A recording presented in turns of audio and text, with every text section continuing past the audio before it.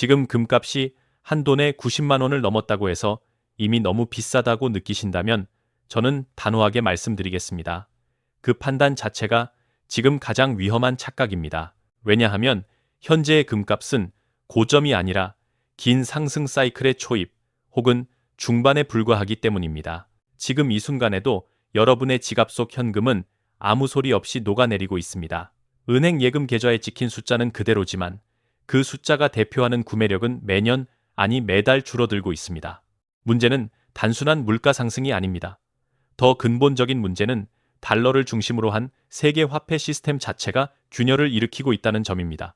많은 언론은 금값 상승의 이유를 지정학적 리스크, 전쟁, 금리 인하 같은 단기 재료로 설명합니다. 그러나 이것들은 모두 표면적인 이유일 뿐입니다. 진짜 핵심은 단 하나, 통제 불능 상태에 빠진 국가 부채입니다. 특히 미국의 연방정부 부채는 이미 38조 달러를 넘어섰고 이는 GDP 대비 120%를 초과한 수준입니다. 역사적으로 이 수치는 국가 신뢰가 무너지기 시작하는 위험 구간입니다.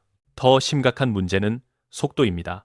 2008년 금융위기 이후 미국의 부채는 기하급수적으로 증가했고 이제는 부채의 이자를 갚기 위해 다시 빚을 내는 구조에 들어섰습니다. 이는 정상적인 화폐 시스템이 아닙니다. 이런 구조에서는 종이 화폐의 가치는 장기적으로 유지될 수 없습니다. 그래서 전 세계 중앙은행들이 조용히 그러나 매우 집요하게 금으로 이동하고 있는 것입니다. 이것은 투기가 아니라 생존 전략입니다. 그리고 이 흐름은 이제 막 시작됐을 뿐입니다. 그렇다면 지금 이 부채 문제는 어느 정도로 심각한 수준일까요? 숫자를 보면 감각이 무뎌지기 때문에 구조로 이해해야 합니다. 미국의 연방정부 부채는 2024년 기준 38조 달러를 넘어섰고 불과 17년 전인 2008년에는 약 10조 달러 수준이었습니다. 다시 말해 역사상 유례없는 속도로 부채가 폭증한 것입니다. 문제는 단순히 빚의 총액이 아닙니다.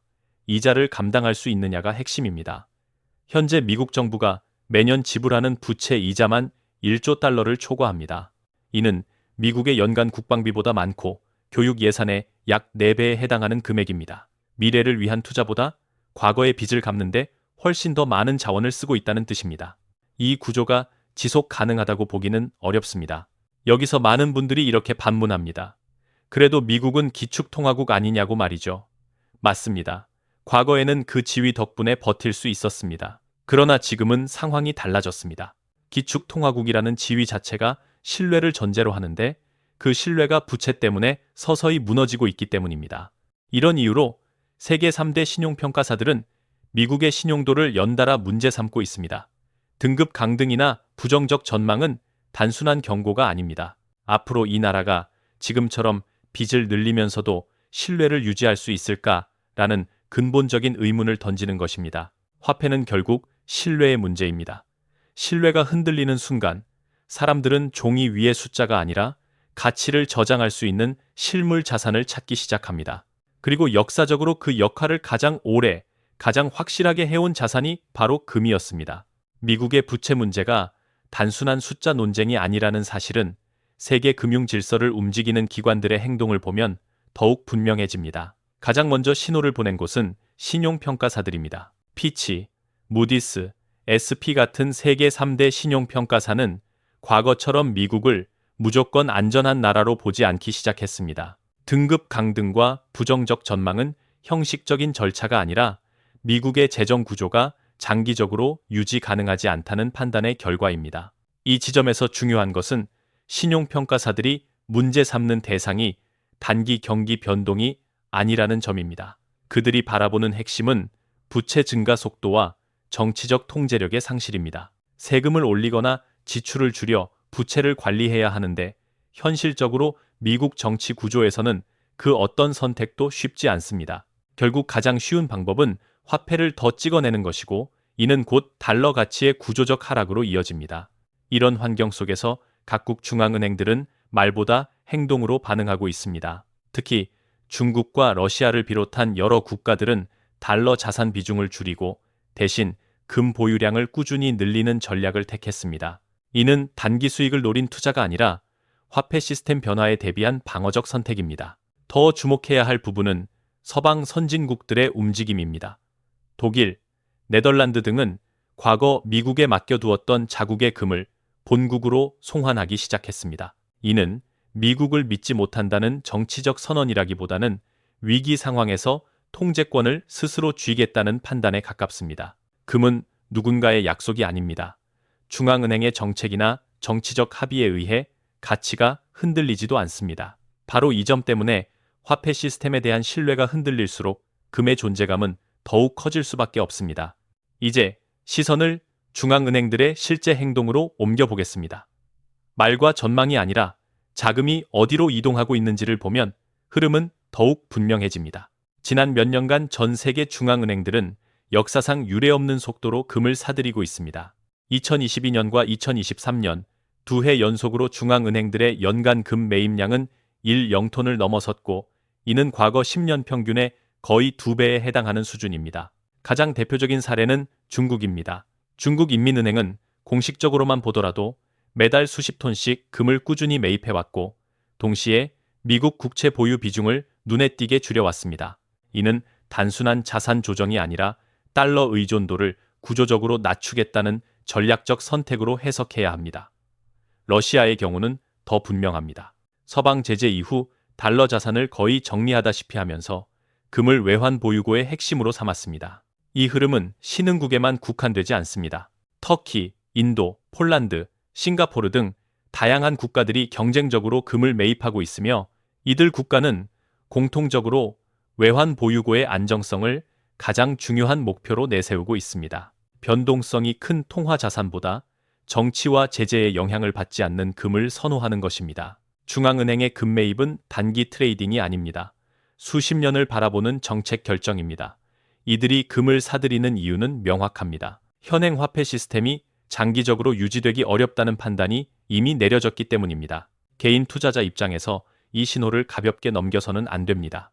역사적으로 중앙은행들이 한 방향으로 움직일 때 그 흐름은 결코 짧지 않았습니다. 금값의 상승은 투기적 과열이 아니라 시스템 변화의 반영이라는 점을 이해해야 할 시점입니다. 중앙은행들의 금 매입과 함께 더 큰 변화는 국제 결제 질서 자체에서 나타나고 있습니다.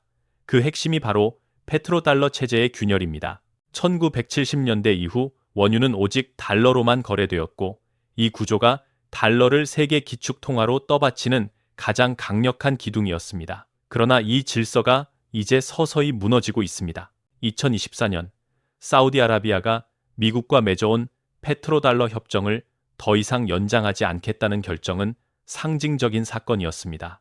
이는 단순한 외교적 선택이 아니라 달러 중심 에너지 결제 구조에서 벗어나겠다는 신호로 해석해야 합니다. 이제 원유는 달러뿐 아니라 다른 통화 혹은 금을 기반으로 한 방식으로도 거래될 수 있는 길이 열렸습니다. 달러 수요를 강제로 만들어내던 구조가 약화된 것입니다. 이와 동시에 러시아, 중국, 인도, 브라질 등을 중심으로 한 국가들은 달러를 우회하는 무역 결제 시스템을 구축하고 있습니다. 브릭스 국가들 사이에서는 공동 결제 통화, 나아가 금을 기반으로 한 통화 시스템에 대한 논의도 공개적으로 이루어지고 있습니다. 아직 완성된 형태는 아니지만 중요한 것은 방향성입니다. 세계는 이미 달러 단극 체제 이후를 준비하고 있다는 점입니다. 이런 변화는 하루아침에 결과를 만들지 않습니다.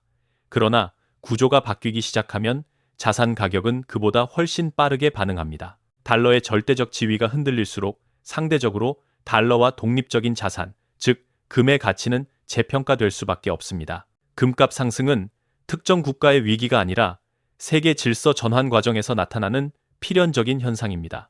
이 흐름을 이해하지 못하면 지금의 금값을 비싸다고 느끼게 됩니다. 그러나 구조를 이해하는 사람에게 현재의 가격은 여전히 전환기 초입의 가격일 뿐입니다. 금의 움직임을 단기 시세로만 바라보면 지금의 상황을 제대로 이해하기 어렵습니다. 금은 주식이나 가상자산처럼 빠르게 오르고 빠르게 꺼지는 자산이 아닙니다. 오히려 역사적으로 보면 아주 길고 명확한 사이클을 반복해온 자산입니다. 그래서 금을 분석할 때는 반드시 과거의 흐름과 비교해야 합니다. 지난 100년간 금 가격의 큰 상승 국면은 두 차례 있었습니다. 첫 번째는 1970년대입니다. 1971년 닉슨 쇼크로 근본 위제가 완전히 폐지되면서 온스당 $35에 묶여있던 금값은 자유롭게 움직이기 시작했습니다. 그 결과 1980년에는 800달러를 훌쩍 넘기며 약 9년간 20배 이상 상승했습니다. 이 시기는 고인플레이션과 통화 신뢰 붕괴가 동시에 진행되던 시기였습니다.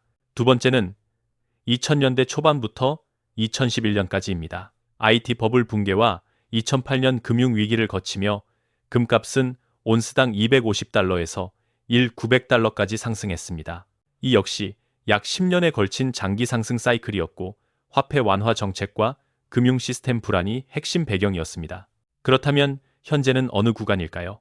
이번 금 상승 사이클은 2019년을 기점으로 시작됐습니다. 실물 수요, 생산량, 가격 모멘텀이라는 세 가지 핵심 지표가 동시에 상승 신호를 보내기 시작한 시점입니다. 이후 코로나 팬데믹을 거치며 금값은 한 단계 레벨업했고 최근 들어 다시 강한 추세를 보이고 있습니다. 과거 사이클과 비교하면 지금은 초반을 지나 중반에 진입한 단계로 해석하는 것이 합리적입니다.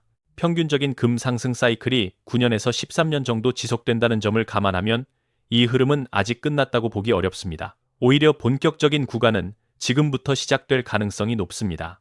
그렇다면 많은 분들이 가장 궁금해하는 질문으로 들어가 보겠습니다. 금값은 도대체 어디까지 올라갈 수 있느냐는 것입니다. 이 질문에 답하기 위해서는 단순한 수요 공급이 아니라 화폐의 정의부터 다시 봐야 합니다. 금은 다른 원자재와 달리 언제나 화폐와의 관계 속에서 가격이 결정되어 왔기 때문입니다. 화폐를 어디까지로 보느냐에 따라 금의 적정 가격은 완전히 달라집니다. 중앙은행이 발행한 본원 통화만 화폐로 볼 것인지 아니면 예적금과 대출을 포함한 광의 통화까지 포함할 것인지에 따라 기준이 달라집니다. 일반적으로 M형, M1, M2로 갈수록 화폐의 범위는 넓어지고 그에 따라 금이 커버해야 할 가치 규모도 기하급수적으로 커집니다. 가장 보수적인 기준인 본 원통화, 즉 M0만 기준으로 계산해도 현재 금값은 명백히 낮은 수준입니다. 이 기준으로 환산하면 금값은 온스당 최소 2만 달러 수준까지 재평가되어야 화폐와 균형을 이룹니다. 이는 지금 가격 대비 4배에서 5배에 해당하는 수준입니다. 더 넓은 기준인 M2를 적용하면 이론적으로는 5만 달러까지도 계산이 가능합니다. 물론 이런 수치는 내일 당장 도달한다는 의미는 아닙니다. 중요한 것은 방향입니다. 역사적으로 화폐 시스템이 흔들릴 때 금은 항상 단계적인 재평가 과정을 거쳐왔습니다. 정부가 강제로 가격을 조정한 사례도 있었고 시장이 주도적으로 가격을 끌어올린 사례도 있었습니다. 이제 마지막으로 그렇다면 개인 투자자는 금을 어떻게 접근해야 하는가에 대해 정리해 보겠습니다. 여기서 가장 중요한 전제는 금을 바라보는 관점을 분명히 하는 것입니다. 금은 단기간에 큰 수익을 노리는 투기 자산이 아닙니다. 금은 위기 국면에서 자산을 지켜주는 보험에 가깝습니다. 따라서 금 투자의 목적은 금으로 부자가 되겠다가 아니라 화폐 시스템이 흔들릴 때 내 자산의 균형을 유지하겠다는 데 있어야 합니다. 이런 관점에서 보면 전체 자산의 약 10% 정도를 금으로 보유하는 전략은 상당히 합리적입니다. 너무 많지도 너무 적지도 않은 비중입니다. 위기 시 방어력을 확보하면서도 다른 자산의 성장 기회를 포기하지 않는 구조입니다. 투자 방식에 있어서는 복잡하게 생각할 필요가 없습니다. 일반 개인 투자자에게 현실적으로 가장 효율적인 방법은 KRX 금시장을 활용하는 것입니다. 거래 수수료가 매우 낮고 사고 팔 때 세금이 없다는 점은 장기 투자에서 결정적인 장점입니다. 주식 거래하듯 간편하게 접근할 수 있다는 점도 심리적 부담을 줄여줍니다. ETF 역시 하나의 선택지가 될 수 있지만 세금과 비용을 감안하면 장기 보유에는 불리한 측면이 있습니다. 중요한 것은 타이밍보다 방향성입니다. 금값이 오를지 언제 조정이 올지를 맞히는 것은 누구도 할 수 없습니다. 그러나 지금 우리가 목격하고 있는 것은 일시적인 이슈가 아니라 화폐 시스템 자체가 재편되는 과정입니다. 이 과정이 끝나기 전까지 금의 역할은 사라지지 않습니다. 위기는 항상 두 얼굴을 가지고 있습니다. 준비하지 않은 사람에게는 위기이지만 구조를 이해하고 대비한 사람에게는 기회가 됩니다. 지금은 바로 그 갈림길에 서 있는 시점입니다.